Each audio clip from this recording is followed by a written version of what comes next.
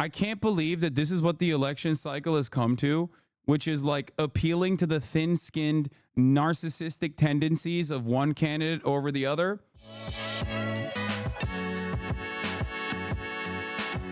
Harris' team thinks Trump's people haven't told him about the hot mic dispute.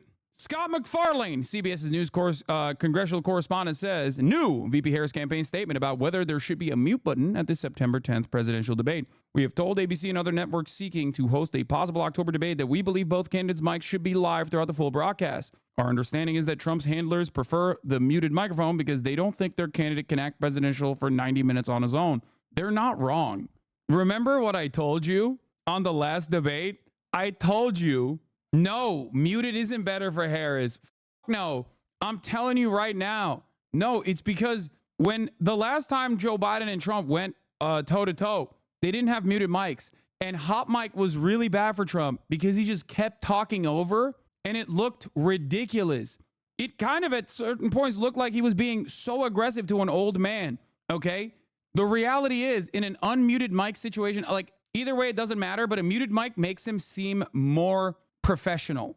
An unmuted mic with a hot mic will absolutely make him look unhinged and probably racist too. If he has unmuted hot mic moments where he just like slips up and just says something so unhinged because like Kamala Harris triggers him, that will play very poorly. Because remember, one of Trump's biggest weaknesses is that he is demonstrably engaging in a clown show every time. Now that works well in his rallies, but those guys are obviously not enough to win a general election, okay? He needs to pick up people, or he needs to instill confidence that this is a different Trump. He hasn't done that so far, but a lot of people are going to watch him at this debate. There will be more than 50 million people watching this upcoming debate.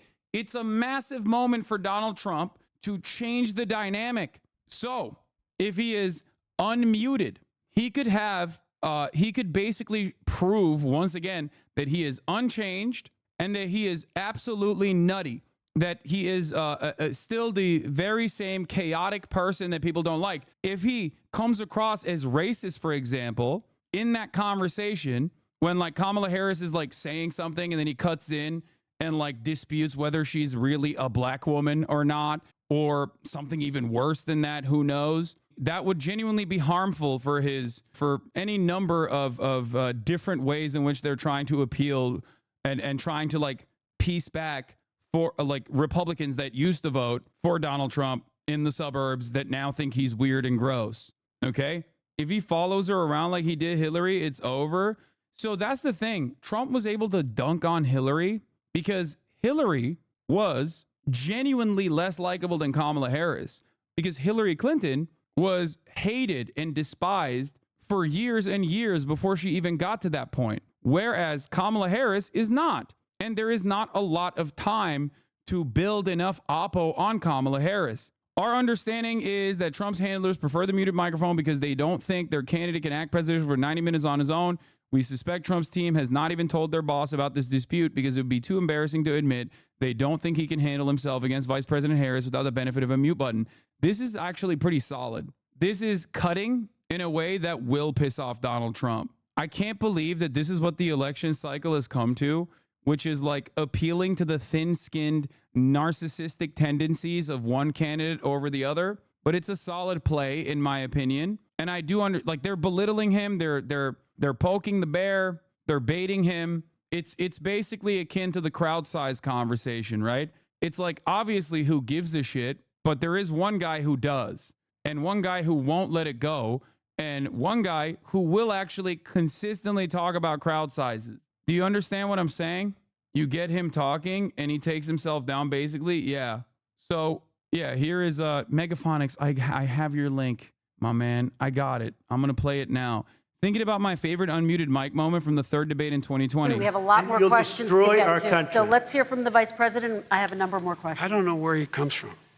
I don't know where he comes up with these numbers. Queens. $100 trillion. Queens. It's not even that good of a link, Megaphonics. Wait, I am dumb. I thought the muted mics were to prevent people from steamrolling over one another. Yes. The reason why they did the muted mic situation, this is straight cope. Trump is not going to talk about crowd sizes with Kamala. He's just going to talk about the border. I don't know what liberals are saying. No, dude, he's not going to talk about crowd sizes with Kamala Harris on the debate.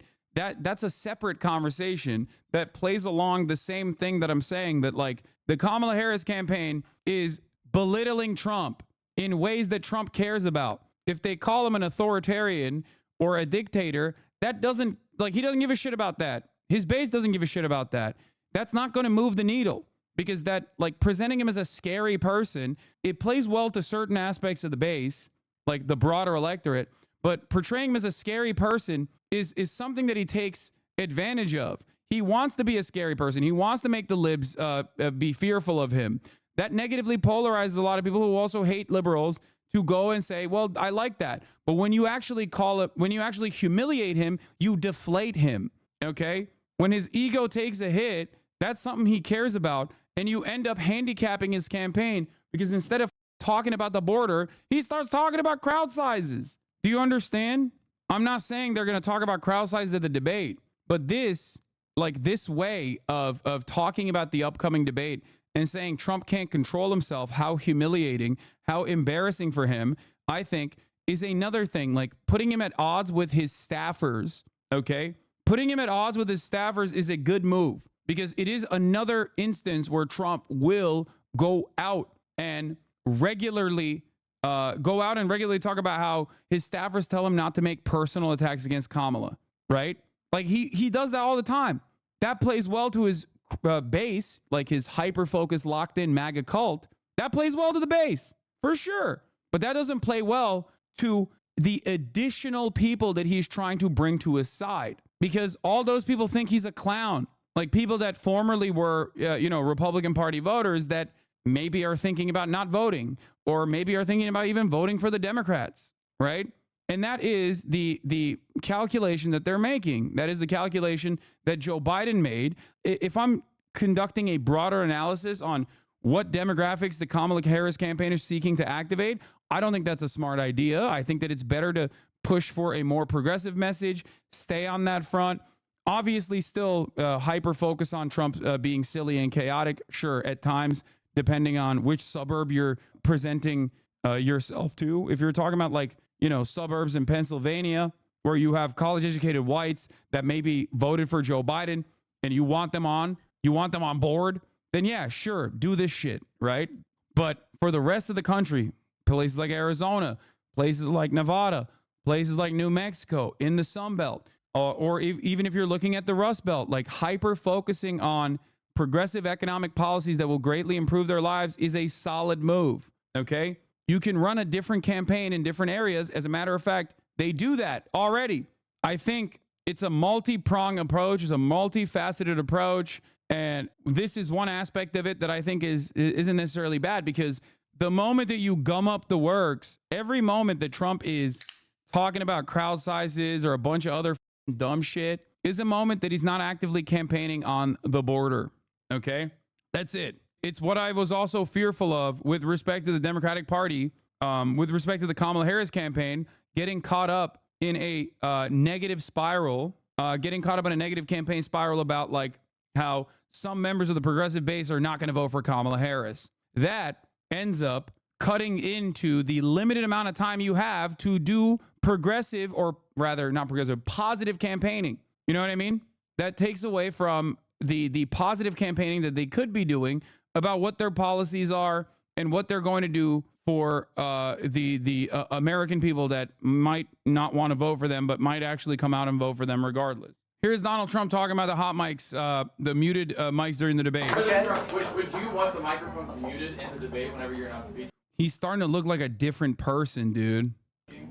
We agreed to the same rules. I don't know. It doesn't matter to me. I'd rather have it probably on, but the agreement was that it would be the same as it was last time. In that case, it was muted. I didn't like it the last time, but it worked out fine. He's starting to look hot, you know? I mean, ask Biden how it. If it doesn't matter, then why don't you just go along with it? I don't understand it. He's like, it doesn't matter, but also I don't want it. Like, which one is it, bro? Which is it? It worked out. It was fine. And I think it should be the same. We agreed to the same rules. Same rules and same specifications. And I think that's probably what it should be. but they're trying to change it. The truth is they're trying to get out of it because she doesn't want to debate. She's not a good debater. She's not a smart person. She doesn't want to debate. Yeah. He says he doesn't like that the mics were muted, but he's also saying he wants to keep to that. That's great. Him saying she's not smart so often is going to blow up in his face when she whoops him. I think Kamala Harris as a prosecutor is probably better off against someone like Donald Trump, especially because like she doesn't have the same baggage that Hillary Clinton had, which is, by the way, I want to reiterate something here. Okay. Virtually no one has the baggage that Hillary Clinton has.